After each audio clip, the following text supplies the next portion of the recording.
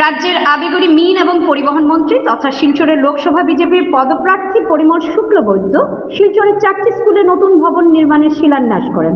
Adharchand higher secondary স্কুলে, SSC. দেব বিদ্যাপীঠ school, সরকারি উচ্চতর মাধ্যমিক বালক বিদ্যালয় এবং পাবলিক হায়ার সেকেন্ডারি স্কুল। অনুষ্ঠানে উপস্থিত ছিলেন সাংসদ রাজদীপ রায়, বিধায়ক দীপায়ন চক্রবর্তী সহ অন্যান্যরা। শিলচর থেকে স্মিতা মালাকারের রিপোর্ট, NE24 থেকে ভয়েসে স্বর্ণালী মিশ্র। আমাদের শ্রদ্ধার আসামের মুখ্যমন্ত্রী ডক্টর হেমন্ত বিশ্ব শর্মা মহোদয় এসেছিলেন, আর ওইখানে আমাদের শিলচর মেডিকেল কলেজে ক্যান্সার কেয়ার হসপিটাল এবং লক্ষ্মীপুর থেকে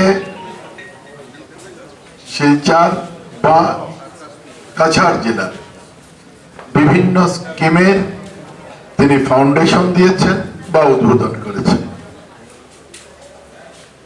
আমরা লক্ষ্য করেছি এই বিকাশ যাত্রার আরম্ভণীতে যখন আমাদের শ্রদ্ধার মুখ্যমন্ত্রী ডক্টর হেমন্ত বিশ্ব শর্মা তিনি এসেছিলেন, তখন আমরা দেখেছি ওনাকে করিমগঞ্জেও এক মেডিকেল কলেজের ভিত্তিপ্রস্তর স্থাপন করেছেন।